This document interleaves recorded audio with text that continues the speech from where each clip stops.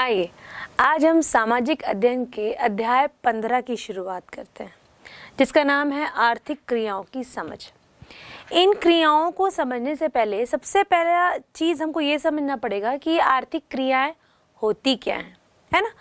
आप अपने रोज़मर्रा के जीवन में देखेंगे कि आपके जो मम्मी पापा हैं वो रोज़ काम पर जाते हैं और क्या करते हैं, रोज़ काम पर जाने के बाद शाम को फिर घर वापस आते हैं। जिनके मम्मी पापा दोनों काम करते हैं या जिनके सिर्फ घरों में पापा या फादर काम करते हैं, वो क्या करते हैं, दिन भर बाहर जाते हैं, काम करते हैं और वापस आते हैं।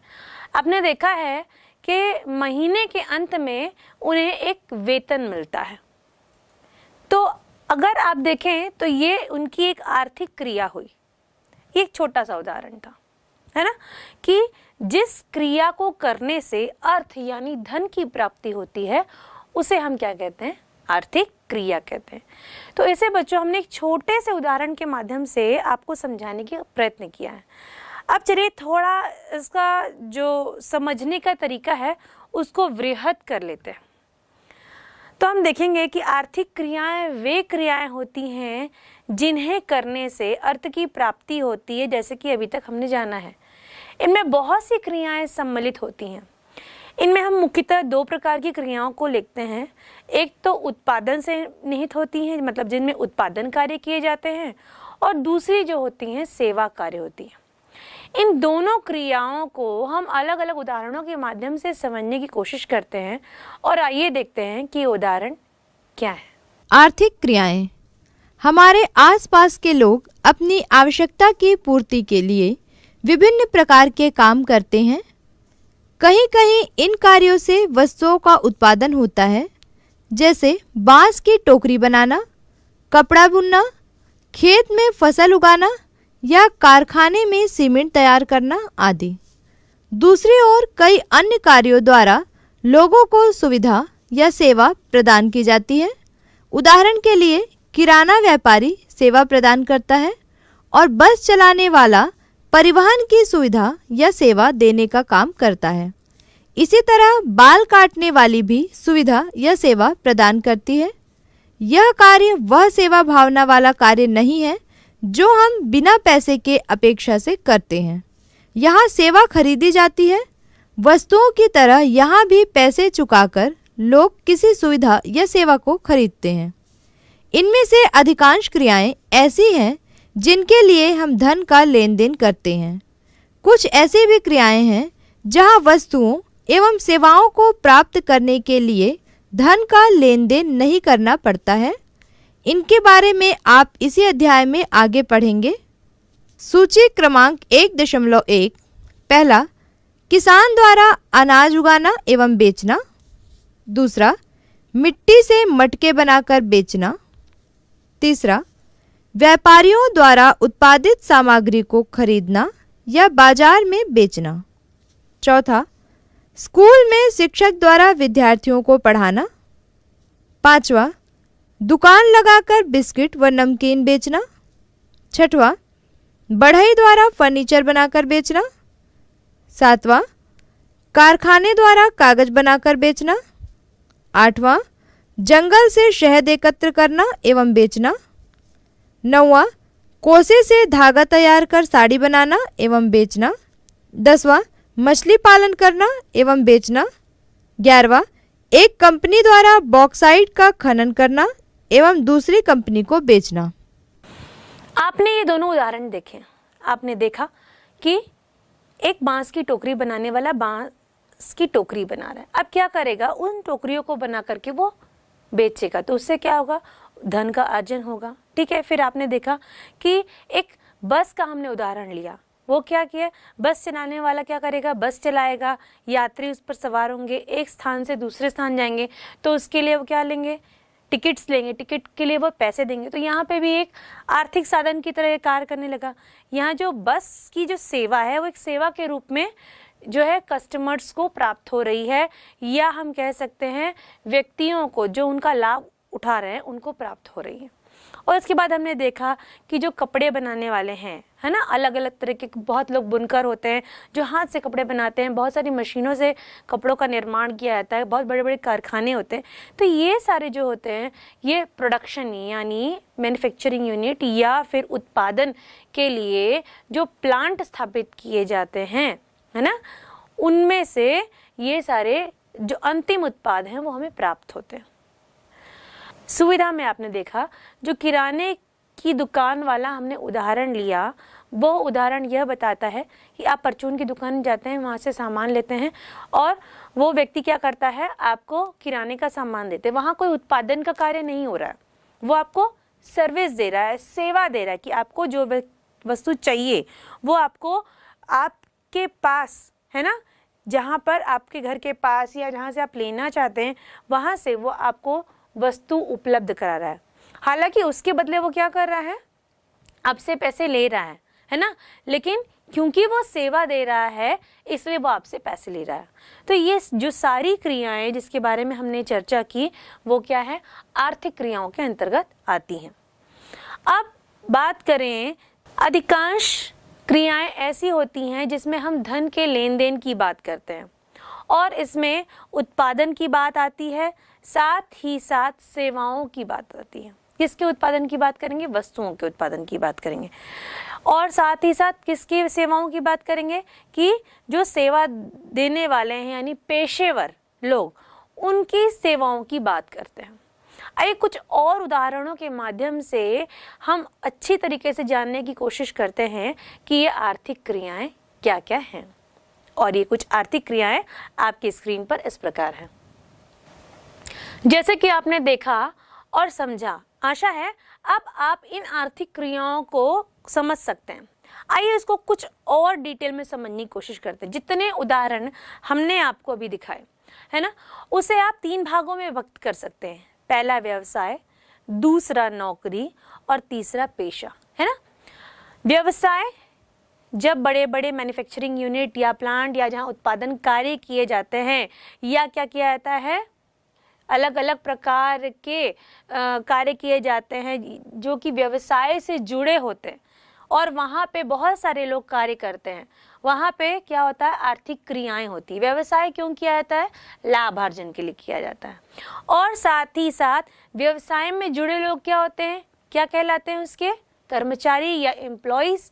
यहाँ पे बात आ गई नौकरी की, तो उन लोग क्या कर रहे हैं, उन लोगों को क्या मिल रहा है, उन लोगों को नौकरी करने के बदले अंतिम में महीने के अंत में वेतन मिल रहा है। और तीसरी बात प्रोफेशन यानी पेशा। पेशे से आप लोग समझ सकते हैं, एक डॉक्टर पेशेवर होता है, एक शिक्षक पेशेवर होता है, एक एडवोकेट यानी वकील पेशेवर होता है। ये सारे लोग अपने पेशे के थ्रू क्या करते हैं या पेशे के जरिए अर्थ का अर्जन करते हैं या हम कह सकते हैं धन प्राप्त करते हैं। तीसरा, सेवा क्षेत्र, सर्विस सेक्टर। इस क्षेत्र में विशेष प्रकार की सेवाएं जैसे चिकित्सा, नर्सिंग, वकालत, अध्यापन आदि पेशेवरों द्वारा दी गई सेवाओं को शामिल किया जाता है। इसके अतिरिक्त इनमें उन सेवाओं को भी सम्मिलित किया जाता है जो उत्पादन की प्रक्रिया में सहयोग प्रदान करती हैं, जैसे उत्पादों को बाजार तक ट्रैक्टर या ट्रक द्वारा पहुंचाना, व्यापारी द्वारा दूर दूर के बाजारों तक वस्तुओं को पहुंचाना, बैंकिंग सेवाएं देना तथा दूर संचार संबंधी सेवाएं प्रदान करना। सभी शासकीय सेवाएं भी इस क्षेत्र में सम्मिलित की जाती हैं। तो इससे स्पष्ट है कि वे सभी क्रियाएं जिनसे धन की प्राप्ति होती है उन्हें हम आर्थिक क्रियाएं कहते हैं। साथ ही साथ इसमें वस्तुओं के उत्पादन से लेकर के सेवाओं को प्रदान तक करने की सारी क्रियाएं उसमें सम्मिलित होती हैं। कुछ बच्चों ऐसी क्रियाएं भी होती हैं जिनको करने के बाद अर्थ की प्राप्ति नहीं होती। उन क्रियाओं के बारे में हम बाद में चर्चा करेंगे। आइए सबसे पहले देखते हैं कि ये जो अर्थव्यवस्था है उनके क्षेत्र क्या क्या हैं। अगर हम उत्पादन के आधार पर आर्थिक क्रियाओं की बात करें, है ना, तो हम निश्चित क्षेत्र में इसे वर्गीकृत कर सकते हैं। इसे हम 3 क्षेत्रों में वर्गीकृत कर सकते हैं। पहला क्षेत्र अगर हम कृषि का क्षेत्र देखें तो कृषि से जुड़ी हुई सारी चीजें इसके अंतर्गत आती हैं। अगर हम कृषि के योगदान को देखें तो भारत की अर्थव्यवस्था को सुदृढ़ बनाने में कृषि का जो योगदान है वो 70% है। कृषि जो है वो एक बहुत बड़ा भाग है जो कि भारत की अर्थव्यवस्था को मजबूत करने का काम करता है। हम अभी कृषि की बात कर रहे हैं, उससे क्या क्या चीज़ें जुड़ी होती हैं आपसे चर्चा करते हैं। आइए, कृषि की बात कर रहे हैं, जैसे पहला बिंदु आपको दिख रहा है कृषि एवं संबंधित क्षेत्र। तो कृषि में अगर हम देखें तो कृषि में उन चीज़ों का उत्पादन करना जैसे कि फसलों का। दूसरी चीज़ इसमें आती है वन उपयोग चीज़ें, है ना, जैसे कि फलों का, है ना, शहद का, इन सब का उत्पादन करना, साथ ही साथ पशुपालन करना। आइए इसके बारे में एक डिटेल में जानकारी लेते हैं और समझते हैं कि आखिर ये तीनों भाग जो कि कृषि से जुड़े हुए हैं किस तरीके से क्या क्या चीज़ें इसमें इंक्लूड होती है या समाहित की जाती हैं। अर्थव्यवस्था के क्षेत्र, पहला है इसमें कृषि एवं संबंधित क्षेत्र, जिसे अंग्रेजी में कहते हैं एग्रीकल्चर एंड एलाइड सेक्टर। कृषि एवं संबंधित क्षेत्र को जानने के बाद आइए हम आगे बढ़ते हैं और उद्योग क्षेत्र की ओर बढ़ते हैं, जिसे हम इंग्लिश में कहते हैं इंडस्ट्रियल सेक्टर। औद्योगिक क्षेत्र, इस क्षेत्र में लोग क्या करते हैं, अपने जो श्रम तथा मशीनों का आधार लेकर या उनका प्रयोग करके विनिर्माण का कार्य करते हैं, अर्थात मैन्युफैक्चरिंग का कार्य करते हैं। यहाँ पे क्या होता है कि यहाँ कच्चा माल जो है लाया जाता है, उनको मशीनों में डाला जाता है और अंतिम उत्पाद में बदला जाता है। और इन मशीनों के साथ उत्पादन का कार्य करने के लिए किन लोगों की आवश्यकता होती है, मजदूरों के साथ साथ उनको गाइड करने के लिए सुपरवाइजर्स की भी आवश्यकता होती है।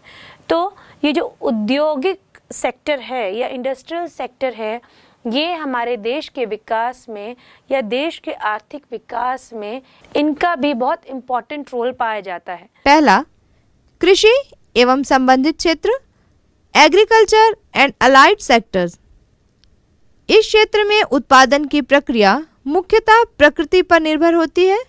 इसमें प्राकृतिक प्रक्रियाओं एवं संसाधनों का उपयोग किया जाता है। इसमें विभिन्न प्रकार की फसलें जैसे धान, गेहूं, मक्का, बाजरा, कपास आदि का उत्पादन किया जाता है। कृषि से संबंधित क्षेत्र में वनोपज भी आती है। उनसे हमें फल, जड़ी बूटियां, फूल, गोंद, शहद सहित कई उपयोगी वनस्पतियां प्राप्त होती हैं। इसी प्रकार अन्य क्षेत्रों में पशुपालन, मत्स्य पालन जैसे क्षेत्र भी सम्मिलित होते हैं। दूसरा, उद्योग क्षेत्र इंडस्ट्रियल सेक्टर। इस क्षेत्र में लोग अपने श्रम एवं मशीन औजार के प्रयोग से विनिर्माण मैन्युफैक्चरिंग के कार्य करके वस्तु का उत्पादन करते हैं, जैसे बांस को विनिर्मित कर टोकरी बनाना, गन्ने से गुड़ बनाना, चमड़े से जूता बनाना, चूना पत्थर से सीमेंट बनाना आदि। उद्योग का अध्ययन मुख्य रूप से कुटीर उद्योग, सूक्ष्म उद्योग, लघु उद्योग, मध्यम उद्योग एवं वृहद उद्योग के रूप में किया जाता है। घरों में बहुत छोटे पैमाने और अधिकतर परिवार के सदस्यों से की जाने वाली वस्तुओं के उत्पादन को हम कुटीर उद्योग की श्रेणी में रखते हैं। कुटीर उद्योगों की तुलना में लघु उद्योगों में श्रमिकों की संख्या और पूंजी की मात्रा अधिक होती है। इनमें कुछ छोटी या मध्यम मशीनों का उपयोग करके उत्पादन किया जाता है, जैसे धान मिल, छपाई कारखाना, ईंट भट्ठा व छोटे कलपुर्जों को बनाने वाला कारखाना। ऐसे उद्योग लघु उद्योगों की श्रेणी में आते हैं। वृहद उद्योग में लघु उद्योगों की अपेक्षा और भी ज़्यादा पूंजी और संसाधनों का उपयोग किया जाता है। वस्तुओं का उत्पादन बड़े कारखानों में होता है, जिसके लिए बड़ी संख्या में श्रमिकों की आवश्यकता होती है। सीमेंट एवं इस्पात के कारखाने इसके उदाहरण हैं। अगर हम देखें तो इन औद्योगिक क्षेत्रों को हम 3 भागों में बांट सकते हैं। पहला है कुटीर उद्योग, दूसरा है लघु उद्योग, तीसरा है वृहद उद्योग। कुटीर उद्योग जो होते हैं ये छोटे पैमाने के उद्योग होते हैं। इनमें जो काम करने वाले लोग होते हैं हो सकता है परिवार के सदस्यों। और अगर हम इनके उदाहरणों को देखें तो जैसे कि चिप्स पापड़ बनाना या अचार बनाना, ऐसे जो छोटे छोटे कार्य किए जाते हैं, ये इन या ऐसे जो छोटे छोटे उत्पादन कार्य किए जाते हैं, इन्हें हम कुटीर उद्योगों में ले सकते हैं। इसके बाद बात आती है लघु उद्योग की। लघु उद्योगों में जो है श्रमिकों की संख्या कुटीर उद्योगों में लगने वाले श्रमिकों की संख्या से ज़्यादा होती है। साथ ही साथ इसमें पूंजी भी ज़्यादा लगती है और इसमें जो मशीनें होती हैं वो भी थोड़े छोटे किस्म की पाई जाती हैं। और अगर हम बात करें वृहद उद्योग की, तो वृहद उद्योग वे उद्योग होते हैं जिनमें पूंजी भी ज़्यादा लगती है और श्रमिकों की संख्या दूसरे इंडस्ट्रीज या मैन्युफैक्चरिंग यूनिट के अपेक्षा, जिसे हम कुटीर उद्योग साथ ही साथ लघु उद्योग कह रहे हैं, उनकी अपेक्षा ज़्यादा लगती है। आइए कुछ उदाहरणों के माध्यम से उसे अच्छी तरीके से जानने की कोशिश करते हैं और समझते हैं। फिर बात आती है सेवा क्षेत्र की, यानी सर्विस सेक्टर।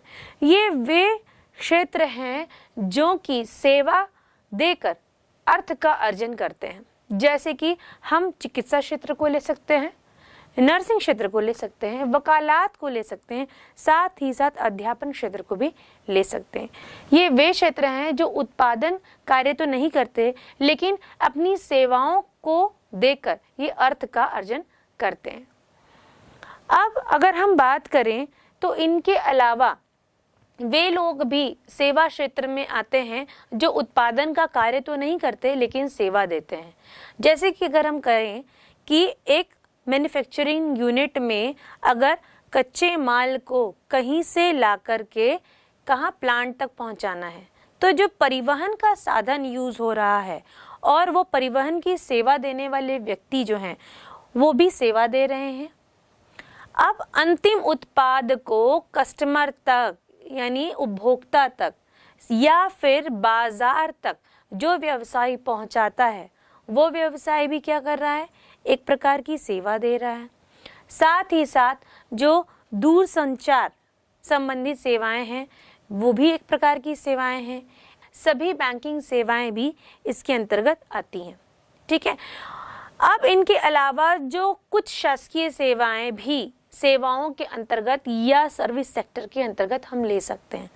ये कुछ सेवाएं इस प्रकार हैं: महिला एवं बाल विकास, शिक्षा विभाग और पुलिस विभाग। इसके अलावा और भी कई सेक्टर्स, सर्विस सेक्टर्स हैं जो कि शासकीय सर्विस सेक्टर्स हम जिन्हें कह सकते हैं। आइए अब देखते हैं कि वस्तुओं एवं सेवाओं के उत्पादन की गणना क्यों और कैसे करें। बच्चों, अगर हम अपने रोजमर्रा के जीवन में देखें तो हर व्यक्ति विभिन्न आर्थिक क्रियाओं में लगा हुआ है। कुछ उदाहरणों के माध्यम से देख सकते हैं, जैसे कि मैंने इस अध्याय की शुरुआत में ही बात की कि जिनके यहाँ माता पिता जो है बाहर काम करते हैं, वो क्या कर रहे हैं, सुबह से जाते हैं, शाम को आते हैं, ऑफिस में काम करते हैं, स्कूल में काम करते हैं, अलग अलग जगहों पर काम करते हैं और महीने के अंत में उनको वेतन मिलता है। ठीक है।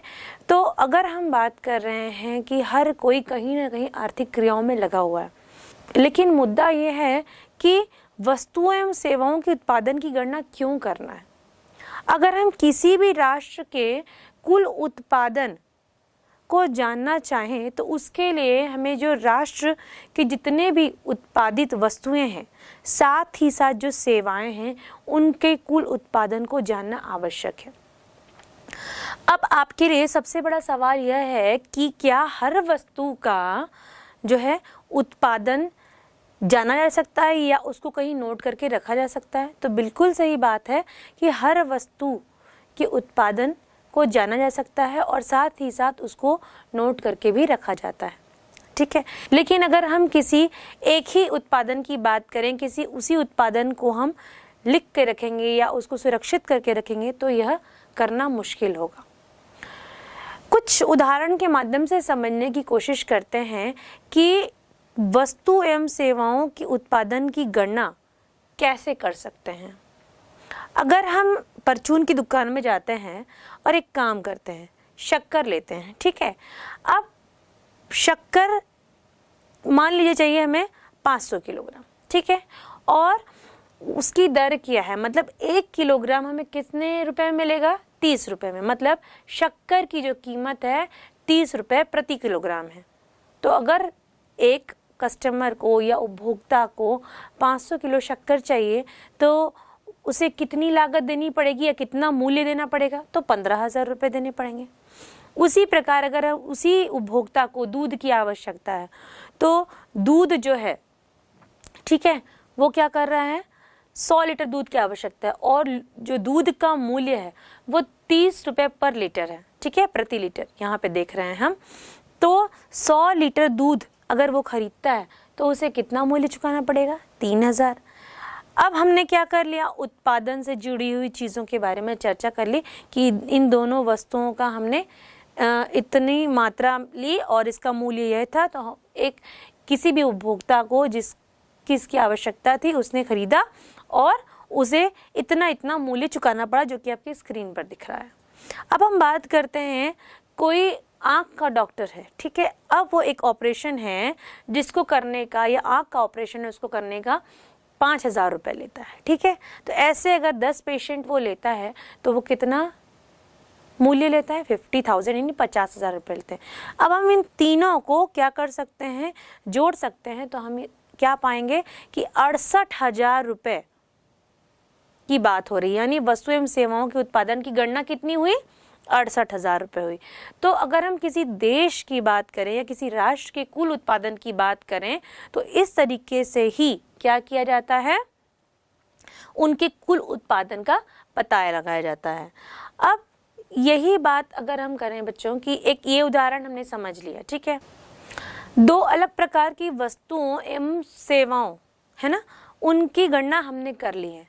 लेकिन कई बार बच्चों ऐसी भी स्थितियां उत्पन्न होती हैं कि जो वस्तुएं हैं एक दूसरे से जुड़ी होती हैं और अंतिम उत्पाद है केवल उसी के मूल्य को लिया जाता है, क्योंकि अंतिम उत्पाद में उन जुड़ी हुई वस्तुओं का मूल्य क्या होता है, जुड़ा रहता है। आइए इसे हम एक उदाहरण के माध्यम से जानने की कोशिश करते हैं कि कैसे, ठीक है। एक उदाहरण आप स्क्रीन पर देख रहे हैं, वहां पे आप देख रहे हैं कि एक किसान है जिसने राइस मिल को 10 रुपये प्रति किलोग्राम के हिसाब से 100 किलोग्राम धान बेचा है, ठीक है। अब 100 किलोग्राम जब धान बेचा है, वो भी 10 रुपये प्रति किलोग्राम के हिसाब से, तो उसको कितने पैसे मिले, 1,000 रुपये, ठीक। अब यही बात हुई कि ये जो राइस मिल वाला है उसने क्या किया, इस 100 किलोग्राम धान को चावल में बदल दिया, यानी 100 किलोग्राम धान का चावल बनाया, ठीक है, चावल निकाला। अब ये 100 किलोग्राम धान का 60 किलोग्राम चावल में कन्वर्ट हो गया। अब ये 60 किलोग्राम चावल है, उसको क्या किया उसने, एक मुरमुरे वाले को 20 रुपये प्रति किलोग्राम के हिसाब से मुरमुरे दुकानदार को बेच दिया कि भाई अब इस चावल से आप क्या बनाओ, मुरमुरा बनाओ, ठीक है। तो उस मुरमुरे वाले ने क्या किया, उस 60 किलो चावल का मुरमुरा बनाया, ठीक है। तो अब उसका क्या बना है, 55 किलो मुरमुरा तैयार हो चुका है, ठीक है, और वो 50 रुपये प्रति किलो के हिसाब से उस मुरमुरे को उपभोक्ता को क्या कर रहा है, बेच रहा है। तो अगर हम देखें तो इसमें अंतिम उत्पाद क्या हुआ, मुरमुरा हुआ, और प्रथम उत्पाद क्या हुआ, धान हुआ। तो कुल मिला करके अगर हम देखें अंतिम उत्पाद है ना, उसका टोटल कॉस्ट या मूल्य क्या हुआ, कुल मूल्य 2750 रुपये हुआ, क्योंकि उसने क्या किया कि 55 किलोग्राम का जो मुरमुरा था उसे उसने 50 रुपये प्रति किलो के हिसाब से बेच दिया। और इस अंतिम उत्पाद के लिए जो धान और चावल है वो क्या है, वो मध्यवर्ती वस्तुएं हैं, ठीक है। तो ये जो मध्यवर्ती वस्तुएं हैं इनका मूल्य अंतिम उत्पाद के मूल्य में समाहित होता है। इनके मूल्य की गणना अलग से करना उचित नहीं होगा। अगर हम ऐसा करते हैं तो इसमें क्या हो जाएगी, दोहरी गणना पाई जाएगी, जो कि उचित नहीं है। कुल उत्पादन के लिए मूल संवर्धन विधि, वैल्यू एडेड मेथड, पहले हमने जिस उदाहरण की चर्चा करी, आइए उनके मूल्यों की गणना एक और विधि से करते हैं और उसे समझने की कोशिश करते हैं। जैसे कि आप स्क्रीन पर देख रहे हैं, यहाँ पर एक तालिका बनी हुई है, ठीक है। और इस तालिका में वे सभी उन सभी बातों की चर्चा हो रही है जो हमने उदाहरण में की थी। यहाँ पे आप देख रहे हैं इस तालिका में वस्तु, कुल मूल्य, इस चरण के लिए खरीदा गया कच्चा माल, मध्यवर्ती मूल्य और मूल्य संवर्धन की बात हो रही है। और ये तालिका इन 4 भागों में विभाजित है। अगर हम देखें तो यहाँ पे जो धान है उसका कुल मूल्य 1000 रुपये है, ठीक है। और इसके लिए जो कच्चा माल मध्यवर्ती मूल्य है वो क्या है? 0 है। कहने का मतलब है कि जो धान है उसको 10 रुपये प्रति किलो से, है ना, कुल 100 किलो धान जब राइस मिल वाले व्यक्ति को बेचा गया या व्यवसायी को बेचा गया, तब उसे 1000 रुपये में वह चावल बेचा गया, ठीक है। अब यहाँ हम देख रहे हैं कि उस 100 किलो धान को 60 किलो चावल में बदल दिया गया और उस 60 किलो चावल को 20 रुपये प्रति किलो के हिसाब से बेचा गया। कितने में? 1200 रुपये में। और ख़रीदा कितने में गया था? 1000 रुपये में, ठीक है। तो अगर हम इन दोनों के बीच के अंतर को देखें तो अंतर कितना आता है? 200 रुपये। फिर हम तीसरे चरण की बात करते हैं, जहाँ पर क्या हुआ था कि मुरमुरे वाले ने उस 60 किलो चावल को 55 किलो चावल, उस मुरमुरे वाले ने 60 किलो चावल से 55 किलो मुरमुरा बनाया और उस 55 किलो मुरमुरे को 50 रुपये प्रति किलो हिसाब से क्या किया? उसका विक्रय किया। तो 2750 रुपये में उसे बेचा है और ख़रीदा कितने में था? 1200 रुपये में उस चावल को ख़रीदा था। तो यहाँ पे फिर से इनके बीच के अंतर को हम देखें तो अंतर कितना मिलता है? 1550 रुपये। अब इन अंतरों को हम देखें और इन अंतरों का हम योग करें तो हमें कितना अमाउंट मिलेगा? 2750, यानी अंतिम उत्पाद का जो मूल्य था वही हमको क्या मिल रहा है? 2750। तो अगर हम इस तरीके से कह सकते हैं कि किसी वस्तु के उत्पादन के प्रत्येक चरण के मूल्यों में वृद्धि होती है और इसे ही हम क्या कहते हैं? मूल्य संवर्धन भी कहते हैं।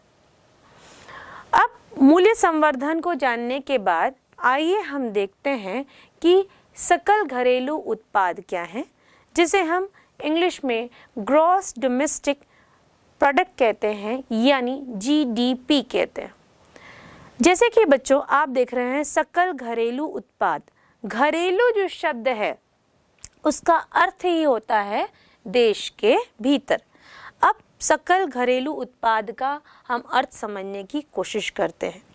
किसी भी एक वित्तीय वर्ष में प्रत्येक क्षेत्र की अंतिम वस्तुओं एवं सेवाओं के मूल्यों के योग से उस देश के कुल उत्पादन को दर्शाया जा सकता है और ये सभी उत्पादन देश की सीमा के भीतर ही होते हैं। इससे हम क्या कर सकते हैं? किसी भी देश के सकल घरेलू उत्पाद की गणना कर सकते हैं। अब ये जो गणना है उसका कार्य कौन करता है? केंद्र सरकार के सांख्यिकीय मंत्रालय द्वारा किया जाता है। अब इन सांख्यिकीय मंत्रालय को कौन मदद करता है? तो ये जो मंत्रालय है या सांख्यिकीय मंत्रालय है उसको देश तथा राज्य की जो विभिन्न सरकारी विभाग हैं उनकी सहायता से अंतिम उत्पादों एवं सेवाओं की कुल संख्या एवं उनके मूल्यों से संबंधित क्या होती है? सूचनाएं प्राप्त होती हैं और इन्हीं की सहायता से सकल घरेलू उत्पाद भी प्राप्त किए जाते हैं। आइए अब छत्तीसगढ़ राज्य के सकल घरेलू उत्पाद को तालिका के माध्यम से और एक ग्राफ के माध्यम से जानने और समझने की कोशिश करते हैं। छत्तीसगढ़ राज्य का सकल घरेलू उत्पाद करोड़ रुपए में। छत्तीसगढ़ का सकल घरेलू उत्पाद आधार वर्ष 2004 से 5 स्थिर मूल्यों पर। उपर्युक्त रेखा चित्र से स्पष्ट है कि वर्ष 2004 से 5 एवं वर्ष 2013 से 14 की अवधि में छत्तीसगढ़ राज्य के सकल घरेलू उत्पाद की प्रवृत्ति बढ़ने की है। अब हम देखते हैं कि गैर भुगतानी क्रियाएं क्या क्या हैं। यानी हम अगर हमारा टॉपिक देखें तो आपके पाठ्य पुस्तक में दिया है कि गैर भुगतानी क्रियाओं के समूह। अभी तक हमने देखा कि किसी भी राज्य के या देश के अगर हमें सकल घरेलू उत्पाद यानी जीडीपी की गणना अगर करनी है तो अंतिम उत्पाद के मूल्य की ही गणना की जाती है। ठीक है, अब जिस मूल्य पर वे खरीदे व बेचे जाते हैं और उसी के आधार पर वस्तुओं व सेवाओं के मूल्यों की गणना की जाती है। अब बात बच्चों हम कर रहे हैं गैर भुगतानी क्रियाओं की समझ की।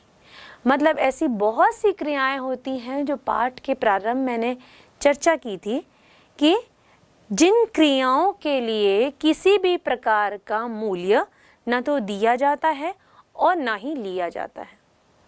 अब आप कह रहे होंगे या सोच रहे होंगे कि ऐसी कौन सी क्रियाएं होती हैं। अगर आप सोचें तो वे महिलाएं जो घर में काम करती हैं, ठीक है, घर की साफ सफाई करती हैं, घर के बच्चों का ध्यान रखती हैं, उन्हें क्या अपने कार्य के लिए कोई मूल्य प्राप्त होता है या साथ ही अपने बच्चों को पढ़ा रही हैं, घर के बुजुर्गों का ध्यान रख रही हैं, तो क्या इन कार्यों के लिए उन्हें कोई वेतन दिया जाता है? बिल्कुल नहीं। तो ऐसी बहुत सारी गैर आर्थिक क्रियाएं हैं या गैर भुगतानी क्रियाएं हैं जिनके लिए किसी भी प्रकार की आर्थिक मूल्यों का आदान प्रदान नहीं होता। अगर हम कई उदाहरण ले सकते हैं। अगर एक टीचर अपने ही बच्चों को पढ़ाए तो क्या ये आर्थिक क्रियाएं हैं? इसी प्रकार हम देखें यदि एक डॉक्टर अपने ही घर के सदस्यों की बीमारियों का निवारण करे तो क्या इसके लिए वो कोई आर्थिक क्रियाएं कर रहा है? या कोई पेशेवर अपने ही खुद के कार्यों को कर रहा है तो क्या इसके लिए वो आर्थिक क्रियाएं कर रहा है? या अपने से जुड़े हुए लोगों की समस्याओं को सॉल्व कर रहा है या उनको कुछ वस्तुओं को दे रहा है या फिर कोई सेवाएं प्रदान कर रहा है, तो क्या इसके लिए वो आर्थिक क्रियाएं कर रहा है? नहीं। ये सारी जो क्रियाएं हैं वो गैर भुगतानी क्रियाओं के अंतर्गत आता है। अब ये क्रियाएं गैर भुगतानी जरूर हैं लेकिन ये बहुत ही महत्वपूर्ण है। ठीक है, भले ही इसमें आमदनी नहीं है लेकिन ये कार्य जो हैं उतने ही इम्पोर्टेंट या महत्वपूर्ण हैं जितने की आर्थिक क्रियाएं हैं, क्योंकि अगर ये कार्य नहीं होंगे तो कहीं ना कहीं बहुत बड़ी समस्याएं आएंगी ही आएंगी। ठीक है, और इन बहुत बड़ी मात्रा में जो गैर भुगतानी कार्य हैं अगर हम उनकी गणना या उनका योग जीडीपी में करें तो सोचिए जीडीपी कितनी बढ़ जाएगी। यहाँ पर एक वृत्त आपको दिख रहा है जिसमें कि एक महिला की दिनचर्या दिखाई गई है कि वह सुबह उठती है, अपने रोज़मर्रा के काम करती है, उसके बाद क्या करती है, पूजा करती है, सबके लिए नाश्ता बनाती है, सबको देती है, फिर उसके बाद क्या आता है कि उस घर के काम करती है सबके जाने के बाद। ठीक है, घर के काम करने के बाद वो क्या करती, थोड़ा आराम करती है, आस पड़ोसियों से बात करती है, फिर से दोपहर का भोजन तैयार करती है, घर पे सब आते हैं, खाना खाते हैं, घर की सफाई करती है। ठीक है, फिर उसके बाद शाम होती, थोड़ा टीवी देखती है, फिर रात के खाने की तैयारी करती है, सबको भोजन कराती है, भोजन कराने के बाद फिर से साफ सफाई का कार्य करती है और उसके बाद रात के समय उसके आराम का समय होता है। तो इसमें से ये पूरी दिनचर्या में क्या उसको किसी भी प्रकार का भुगतान दिया गया है? बिल्कुल नहीं। तो ये सारी क्रियाएं भले ही भुगतान विहीन है या भुगतान रहित है, लेकिन ये उतनी ही महत्वपूर्ण है जितनी कि आर्थिक कार्यविधि है। अगर हम आर्थिक कार्यविधि या पेड वर्क को समझें तो ये वो कार्य होते हैं जिसमें कि अर्थ प्राप्त किया जाता है, धन की प्राप्ति होती है या धन का लेन देन होता है, ठीक है। उसी प्रकार गैर भुगतान कार्यविधि वे कार्यविधि होती हैं जिनमें किसी भी प्रकार का धन का लेन देन नहीं होता है या धन का भुगतान नहीं होता है। और गैर कार्यविधि, इनमें वो कार्य आते हैं जो आराम के समय टीवी देखना, अपने पड़ोसियों से बातें करना, ये सारा समय उसमें लिया गया है। केंद्रीय सांख्यिकी संगठन CSO द्वारा जो है सन 1998 से 99 में भारत में 6 राज्यों के बीच सर्वे किया गया था और उनके विभिन्न कार्यों की के आधार पर एक तालिका बनाई गई है जिसमें कि जो ग्रामीण पुरुष एवं ग्रामीण महिलाएं जो हैं उनके कार्यों को देखते हुए तालिका बनाई गई है।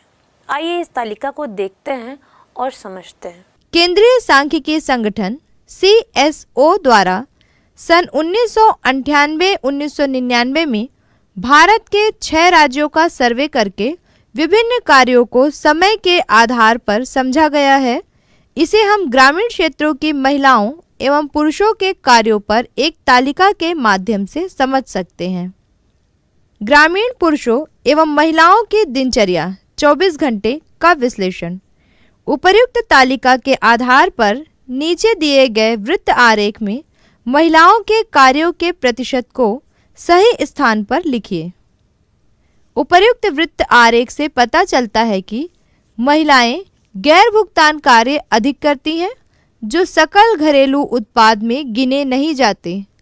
इन कार्यों को समझना और सकल घरेलू उत्पाद में गिनना, इस पर विचार करना जरूरी है। कई देशों में ये प्रयास किए जा रहे हैं। समाज में इन कार्यों के प्रति संवेदनशीलता लाने की जरूरत है। इस तालिका के माध्यम से हम यह निर्णय निकाल सकते हैं कि जो महिलाएं हैं वह कार्य कर रही हैं, लेकिन वो कैसे कार्य हैं? गैर आर्थिक कार्य हैं, है ना, जिनमें कि उनको अर्थ की प्राप्ति नहीं हो रही है।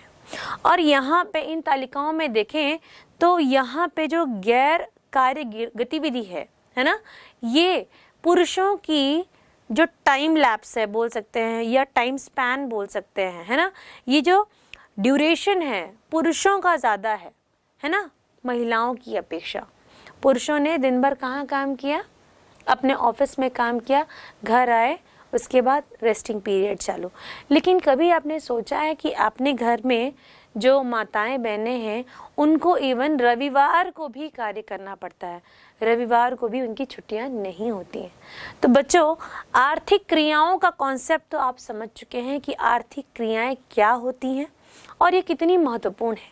लेकिन जो गैर आर्थिक क्रियाएं हैं वो भी बहुत महत्वपूर्ण हैं और इन क्रियाओं का निष्पादन करने वाली महिलाएं भी बहुत महत्वपूर्ण है, क्योंकि यही वो लोग होती हैं जो ज़्यादा से ज़्यादा मात्रा में गैर आर्थिक क्रियाओं का निष्पादन करती हैं। आशा है कि अध्याय आपको अच्छी तरीके से समझ में आ रहा है। हम चाहें तो विभिन्न वस्तुओं की सूची बना सकते हैं, लेकिन इन सभी वस्तुओं की मात्रा क्योंकि अलग अलग होती है तो इन सभी की गणना एक साथ करना बहुत मुश्किल होगा। क्योंकि अगर हम देखें तो अगर शक्कर को ही देख लें तो किलोग्राम में मिलेगा, फलों में केले को देख लें या चूड़ियों को देखें तो वो दर्जन के हिसाब से मिलेगी, दूध जो है या तरल पदार्थ लीटर के हिसाब से मिलेगा। और जो कोई डॉक्टर अगर पेशेंट को हैंडल कर रहा है तो उसका मूल्य अलग तरीके से लिया जाएगा। आइए इसे हम एक उदाहरण के माध्यम से समझने की कोशिश करते हैं।